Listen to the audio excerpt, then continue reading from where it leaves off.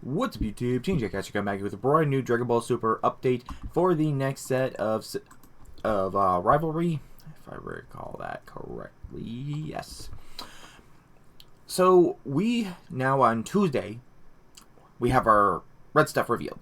Yesterday it was blue, and I was kind of happy, really good happy with the Bojack support, and now we are getting a red Bardocks support. I had no idea this was actually going to be, you know, Bardocks crew. It's going to be red, so now it is both red, yellow, and blue. You know, I'm wondering, can I mix the three? It'd be probably really hard to do that, but I'm gonna try, and when it happens, and I will have a deck profile when that is complete.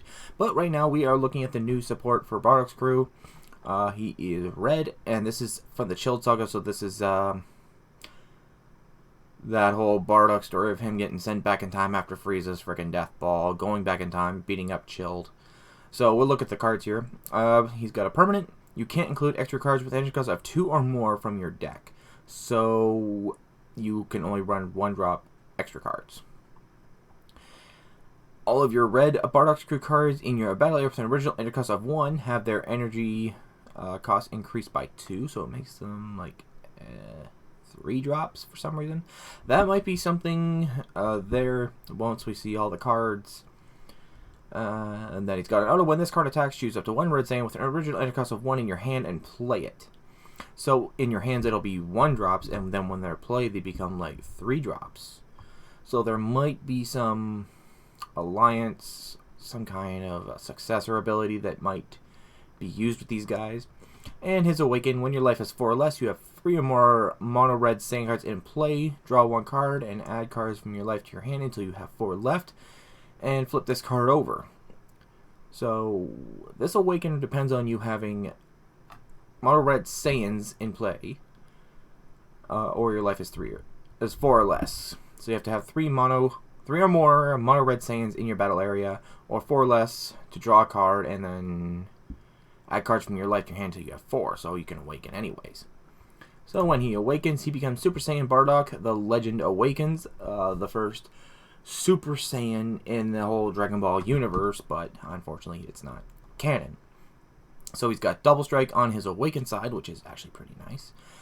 Same permanent as the awakening. Increase all your red Saiyans, or all your Bardocks crew in the battle area by 2, so they become like 3 or whatever. When this card attacks, draw 1 card, then choose up 1 red Saiyan with an energy cost of 1 in your hand and play. So you're just swarming your field with a bunch of 1-drop red Saiyans that become 3. It's too bad it specifies red.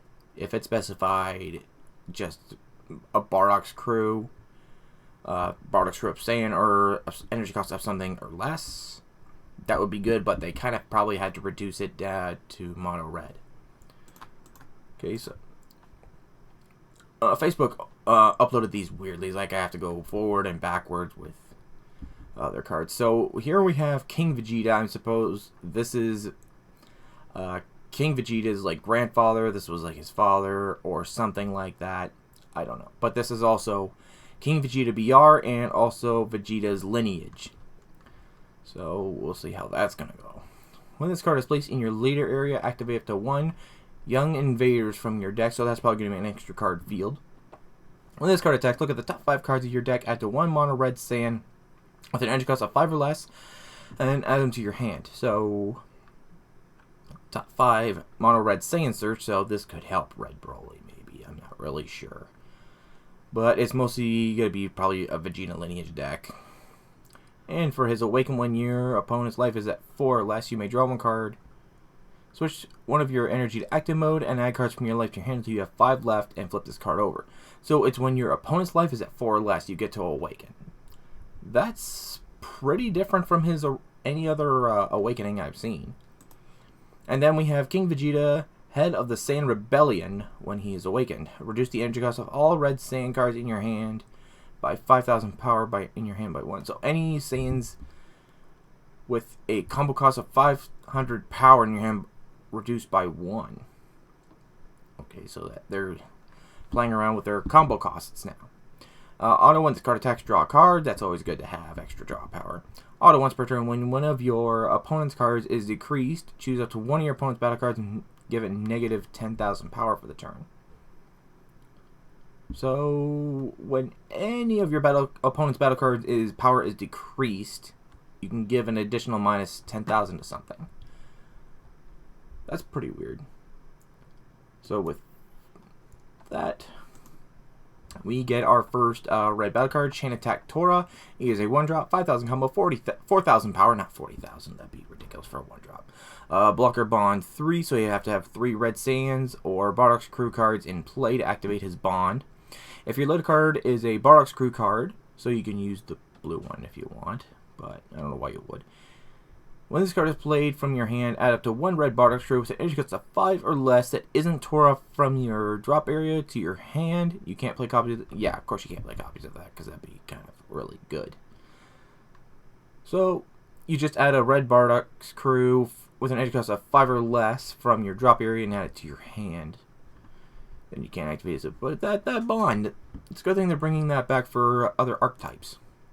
Next we have Chain Attack Fashion. Oh, great, a Chain Attack. What's this going to do? It's a 1-drop, 5,000 combo, 4,000 power.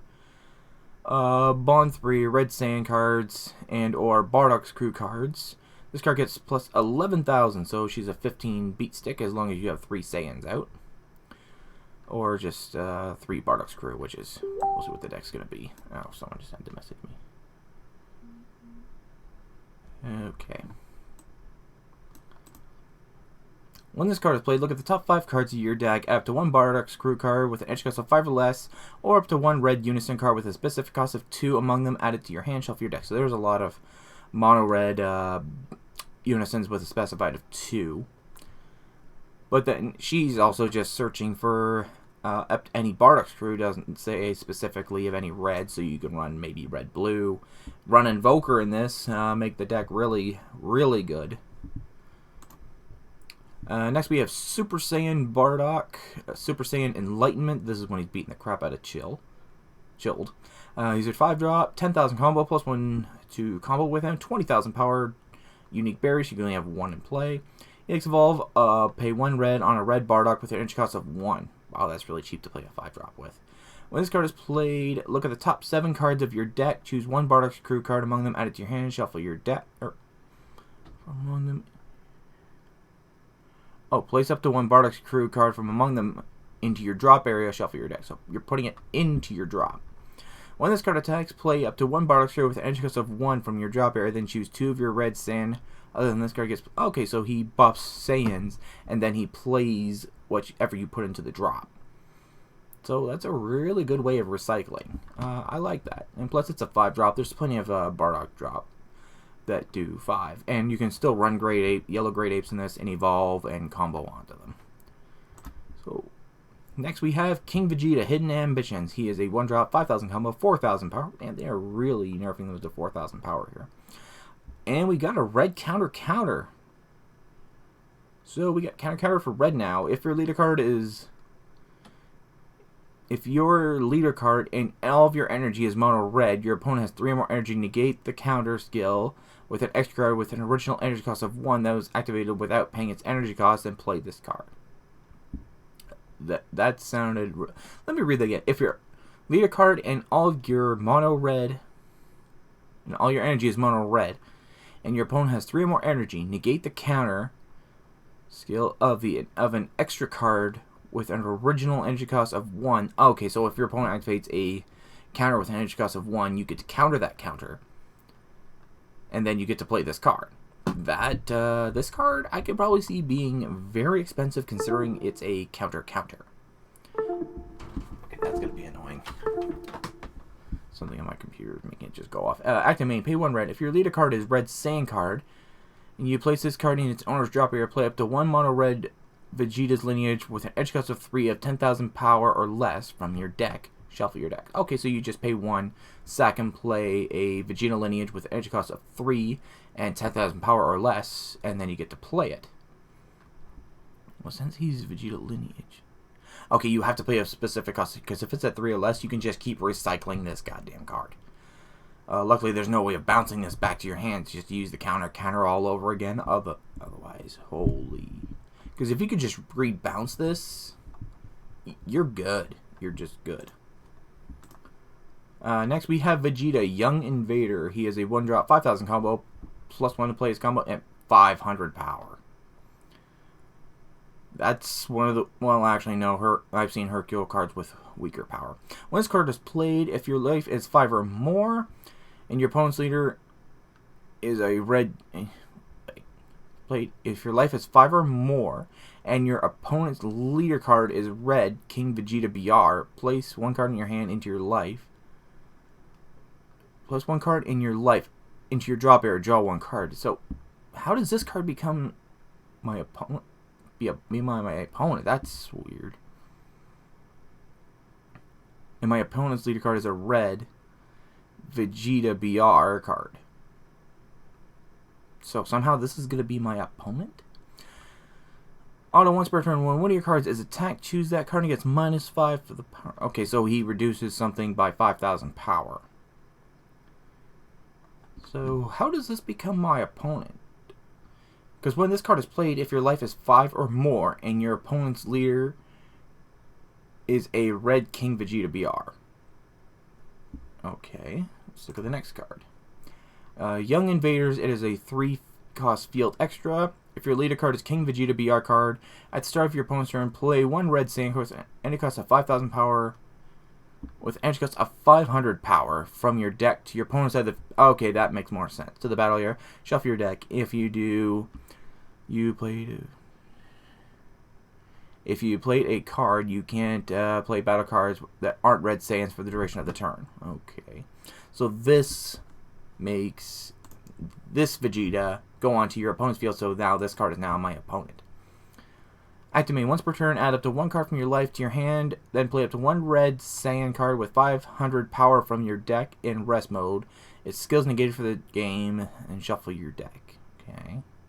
Activate once per turn, play 1 red, choose one of your opponent's battle cards, it gets -5. So you can use this to knock out this Vegeta. And then with Vegeta Leader's abilities, you can just nerf something else by nerfing something else. Anyways, that's all the cards. Some of these cards are very confusing when you first read them without seeing the other context of the cards. But yeah, I can't wait to see what we're getting Wednesday, Thursday, and Friday. Hopefully we'll get to see more blue Bojack stuff. That's what I'm really interested in. And more of this Bardocks crew stuff that's in red. Alright. So I'm going to cut off this video. So that's it for this video. So remember to comment, rate, please subscribe. Like my Facebook page, follow me on Twitter, follow me on Instagram. Those links will be in the description below. Don't forget to subscribe to my channel for more content. There'll be more content like this and much more on my channel. So thank you guys for watching. See you guys next time. Thanks for watching.